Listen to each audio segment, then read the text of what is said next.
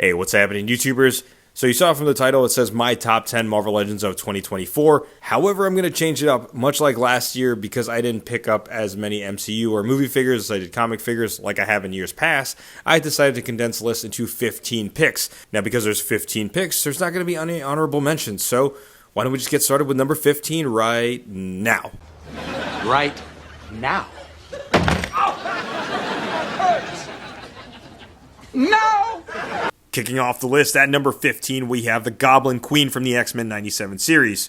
This figure was in the top 5 of 2024 so far video, and was able to make it in the top 15 just because we have a Goblin Queen in the Marvel Legends line.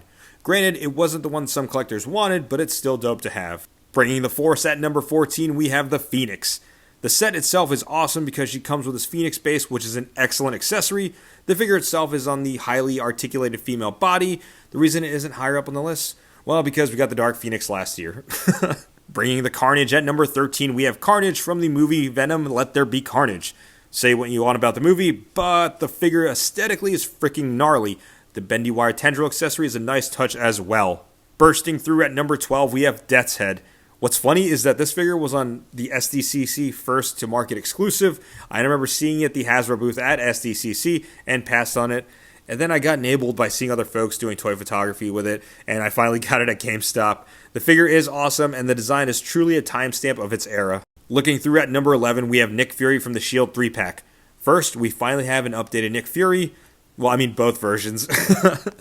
He's a pivotal part of Marvel Comics, and it's great to finally see an updated version of both Nick Furies. Biting his way into the top 10, at number 10, we have Dracula.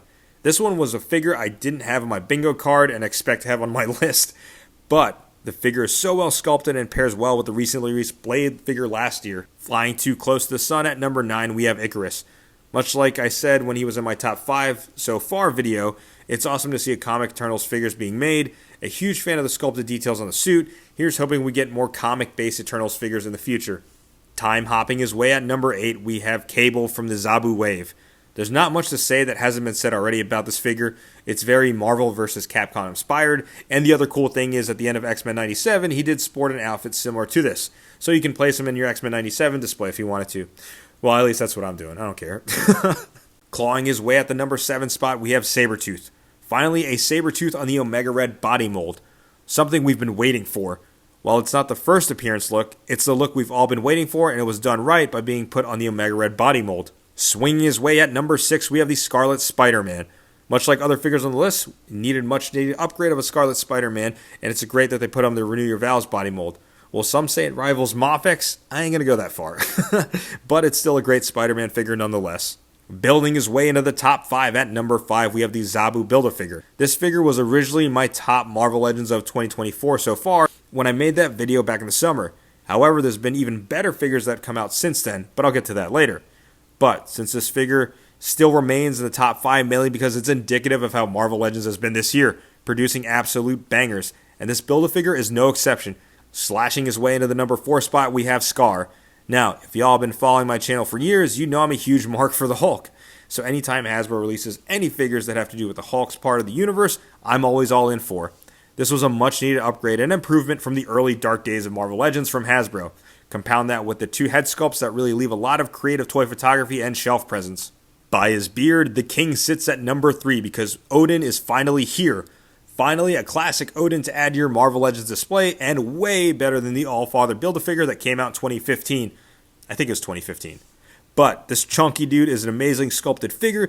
The paint finish on the golden armor is a nice touch, as well as the engineering for switching out his helmets.